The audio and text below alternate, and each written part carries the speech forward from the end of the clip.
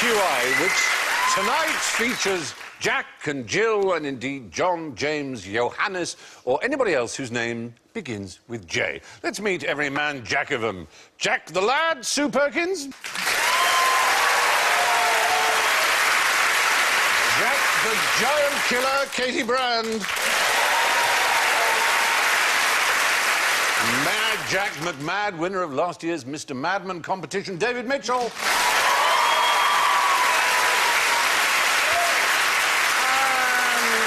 Someone who doesn't know Jack. It's Alan Davies.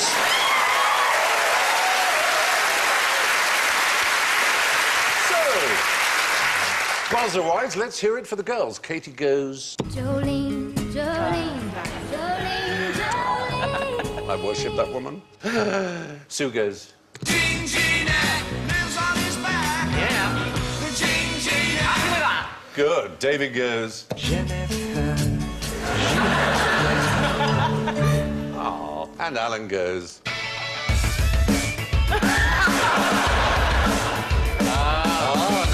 know, that's the theme for Top Gear.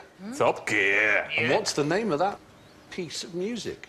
It's hard to think that the most testosterone-driven programme in television history is introduced by Jessica.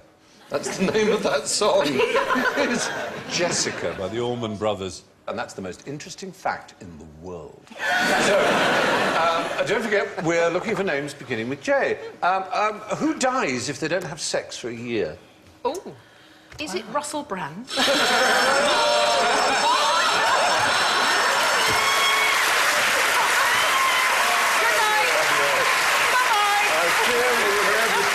Yeah, you were. He so doesn't begin with a J. Joe Brand does, but she may die. No, it's 2 years before Joe Brand dies. Yeah, exactly.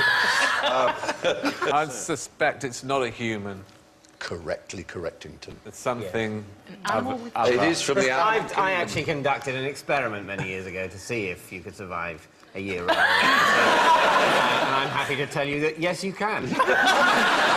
I was worried your experiment was going to be that you'd had sex with a variety of animals. It wasn't clear to me that it was you. It sounded to me like you had someone in a room locked up for a year just to see if they would die without sex. They were the control. They were the control.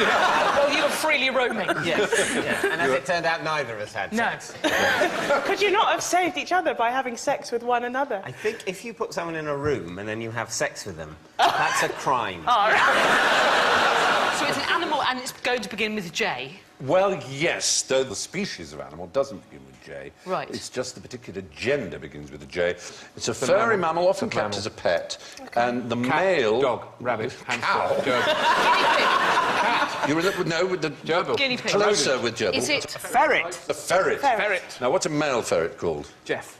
He might be. They begin with H. They're called a hob. A hob? But a female is Is called it a Jenny? Not a Jenny, but it might as well be, almost. A Julia. Jennifer. No. A June. Judy. Jolene, Jolene. It's not Jolene. That would be so pleasing. Jane. No, it's a Jill. How do we not get Jill? A hob and a Jill. Who knows why these... Hob and a Jill. Yeah, these are That doesn't medieval go. assignations. It's extraordinary, isn't Sounds it? like a dance. And what happens on... Well- is it literally on day 365 they just... Explode. Well, in Here! Come on! in midsummer, they become estrus. They're on heat. Right. The poor Jill, the poor female ferret... Jill Ferret. Jill Ferret, yeah. And if she doesn't have sex, she carries on producing estrogen. She gets aplastic anemia and dies. So she she's gotta basically have sex. boils to death of heat. Yeah, kind of. I mean, so And what gets you have to do tiny. if you have a pet female ferret is either Shag it. spay her... Yes, I was going to say, yeah. Treat her, It would be treat the her. ultimate sacrifice. Find a hob for her. Find a hob for you. And then don't cook shag her on it. the... You can give injections. You can give It's injections. easier to have sex with them, really. Yeah. Definitely. It's going to take away some of the pride in the conquest from the male ferret, you know, towards the end of the summer. The male ferret is very ferocious. They have a hooked penis. Yes, do they have a bone in there? They don't like a badger. It's a good thing. Or a It's bear. a hook, really. So it's up to the male then to unhook himself when he's satisfied. He also bites the back of the neck of Sounds the female. like fun. Sounds like Russell Brand. Yeah. Come here, love. So, yeah, there's your ferret. And it comes from the Latin feruta, which means... Have sex with me or die. It means, actually, little thief. Yeah, they're always nicking things. That ferret looks very sweet there and doesn't look like the sort of ferret that would hook barbed. you with a bone in its penis. And But that's how they get you in, bite isn't the back it? of your neck. Yeah. Well, they Exactly. get you with the eyes, the soft eyes. Yeah, they look so Then lovable. comes the boomerang cock. Apparently, flatworms fight with their penises like swords. Really? And the one that loses gets stabbed and becomes a girl. Brilliant system. So they do these fights. They've both got penises. Fight, fight, fight, fight. Ah! And it's like fencing. But when the rapier goes in, it becomes a lady and has to give birth. But that's win-win for the victorious one because they win and then they get to have a shag. Yeah. Yeah. With the newly formed female. Whereas the loser gets hurt and then suddenly develops breasts. And violated. feels violated and then has a baby. Let's not get all women's lib about Yeah, this. let's leave that. Anyway, what made Mad Jack so mad? Something he ate, I expect. Well, that's You've been on holiday. That's a Mad Jack. That's a very familiar... People are always eating things. Or there's stuff in paint, that makes you mad, doesn't it? But there's... No, it's really... Where's the phrase Mad Jack come from? The Why original Mad Jack. The original Mad Jack, they go back quite a long way. It's basically applied to anybody, whether they're named John or Jack or not. They're just called Mad Jack. And Who no was one the quite original? Who was knows the why. first Mad Very Jack? hard to trace, very hard to trace. There was Mad Jack Mitten, who was a very eccentric aristocrat who paid £10 to 1,000 of the constituents of Shrewsbury for their vote, which is the equivalent of £750,000 in today's money. That was in 1819, and he was elected to be the member for Shrewsbury. Sounds broadly similar to our current system. Yes, it does, doesn't it? And also similar to our current system is he found debating incredibly boring. He only attended one session of Parliament for 30 minutes, having paid £750,000 for the privilege, and then stood down in the next year, 1820. It's a hobby. If you're an aristocrat, you're eccentric, aren't you? But If you're poor, you're just mad just and mad you're a and loony. you're I in know, an that is asylum. basically. Though he did end his days in a debtor's prison. He lost all his money. He once set fire to his nightshirt to cure his hiccups. Probably, that would probably work, but it's not actually a shock, is it? No, it's not. If you can get someone else to do it at some moment that you're not expecting it, then that's a shock. Although Very then you could disappointing. end up in a sort of Clouseau-Cato scenario where it's impossible to explain to someone that it's no longer necessary for them to find a moment to set fire to your pyjamas. you wake up in the Burns unit and go, oh, God.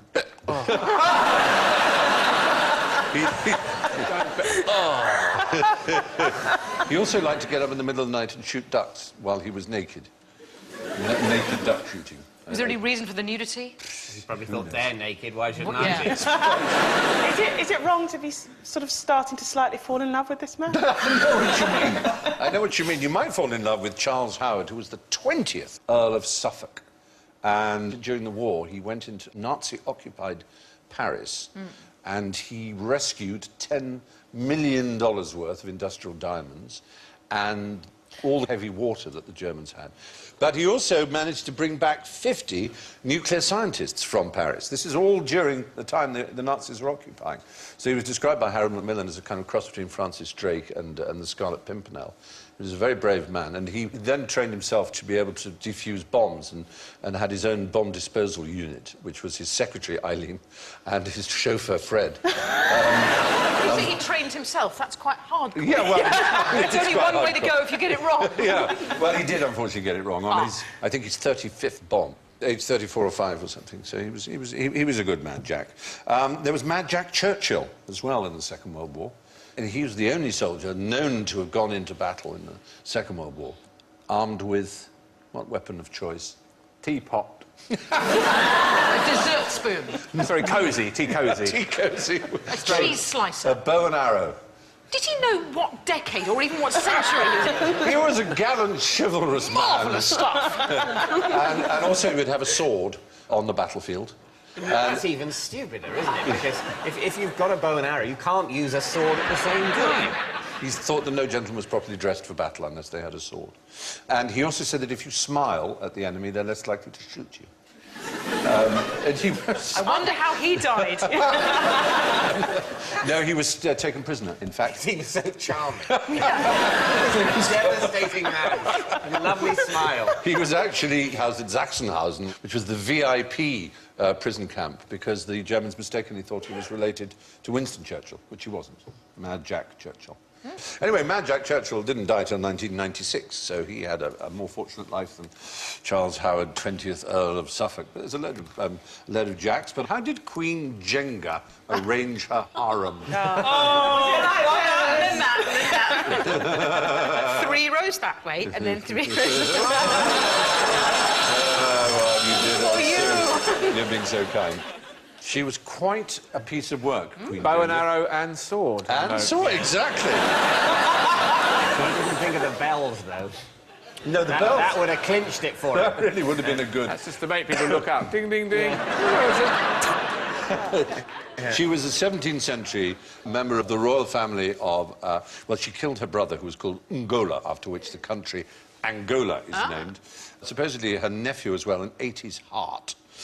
And she liked men to fight each other to death, and the winner would sleep with her for the night and then be killed in the morning. So she What's was... the incentive to then to enter the competition? Well, you're killed either way, so whether you killed and get a shag or you're killed... What kind of shag would you have when you know at the end of it you're going to get murdered? I mean, that is one tense coitus. I think Mr. Tiggy would probably be a bit shrivelly, wouldn't he?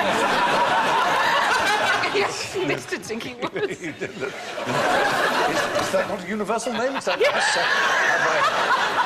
Oh, my goodness. Too much Mr. Tiggy information. There must be the promise of a reprieve. Well, you'd think if you were really, really You good. will really please me. Yeah. I will not kill you with my bells. Or my sword or my big bag. Yeah. What's the bell for? Is that to just give somebody tinnitus before they're, eviscerated or something? Room service. She was not a... She was not a... You rang. She was not a kindly soul, it must be said. But what of the game Jenga? What do we know of its origins? I want to say Scandinavian. Scandinavian. Is it It Scandinavian? does mean something. It's a Swahili word, Oh, so Swahili. it is African. In fact, it's from the Swahili for mean- timber.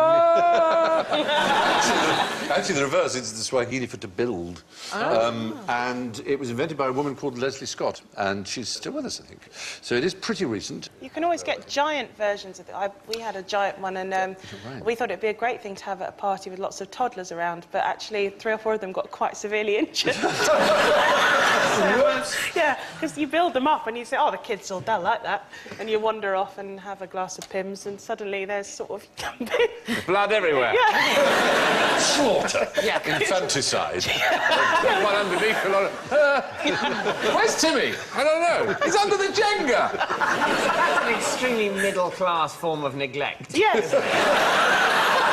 Crushed by the Jenga. Jenga.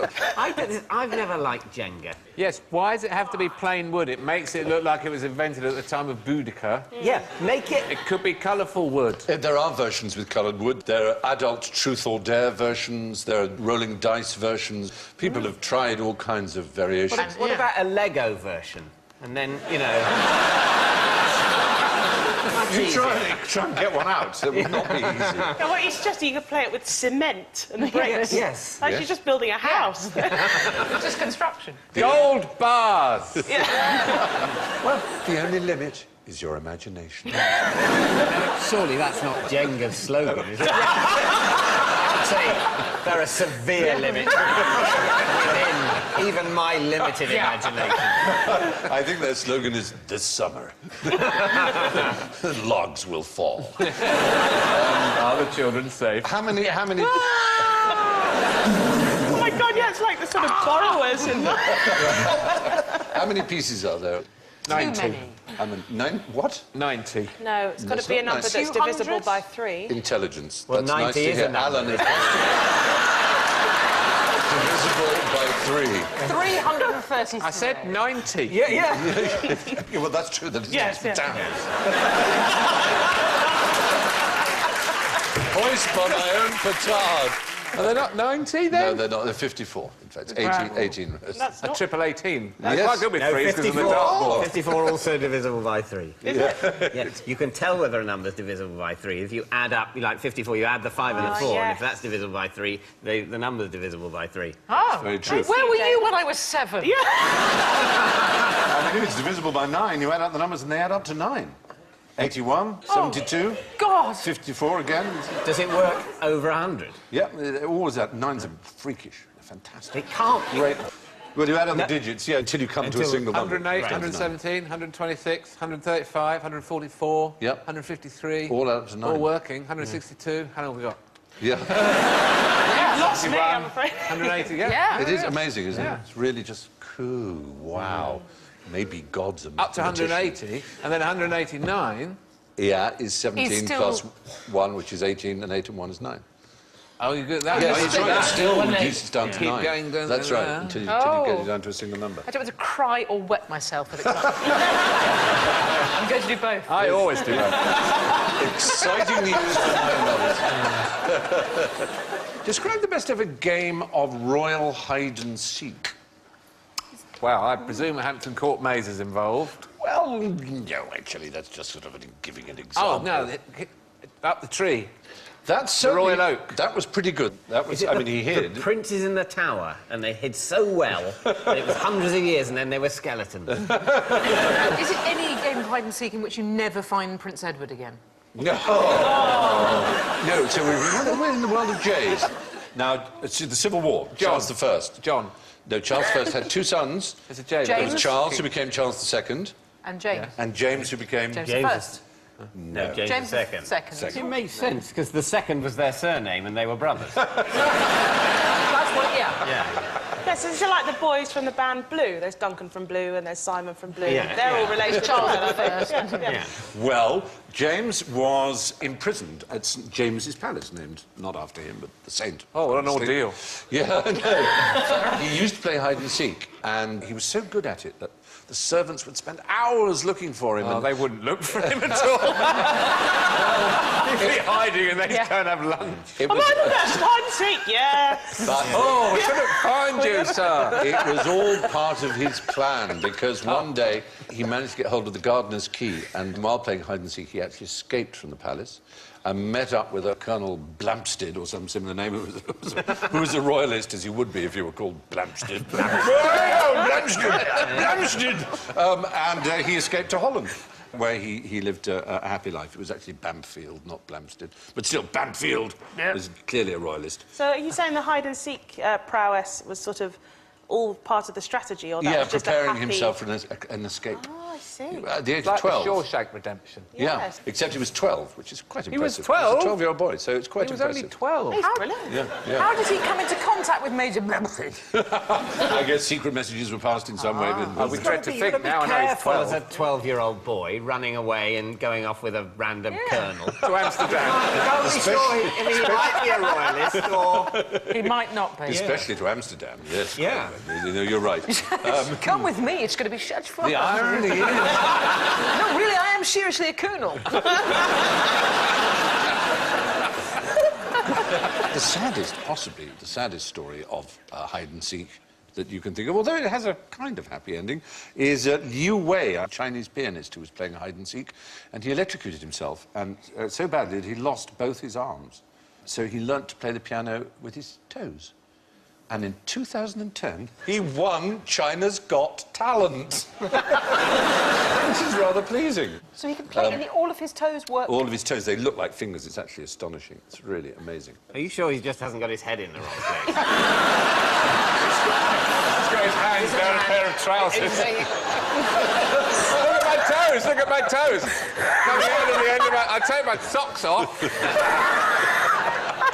Play the piano with my toes, everyone. He's saying he's a man who can play the piano with his feet. He's a man with a penis that looks like a face. Still, he wins China's Got Talent. Yes, yeah, but it's just... I'm it's a sure question of feeling. Simon Cowell would have checked out his credentials in every respect. So, while on the subject of King James's, imagine that Jamie Oliver was to be crowned the next King of England. It's Sort of. Not inconceivable. Not inconceivable in the strange world in which we live. President Oliver. What number, James, would he be? What would be his regnal number, as the official no. Well, phrase says it would be different in England from Scotland. No, there's just one UK, so it would be the same in both. But what would it be? I'm desperate to say James III. Yes! No, because what happened was when Elizabeth was crowned 60 years ago, she was, of course, called Queen Elizabeth II. But in Scotland, there was a bit of an outcry because she wasn't the second Queen Elizabeth in Scotland, she was the first.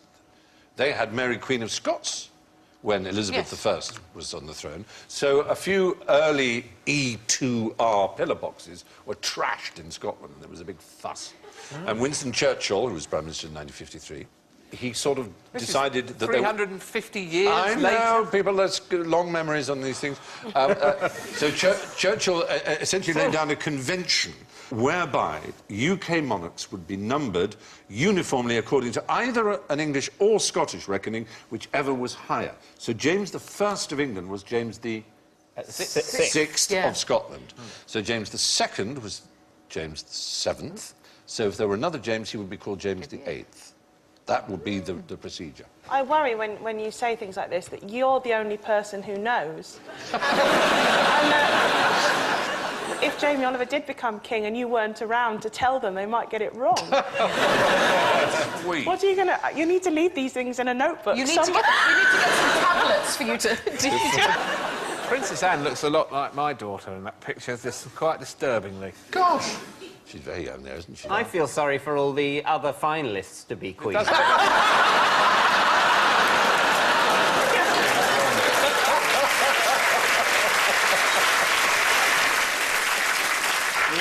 There is also unresolved controversy over the naming of the QE2.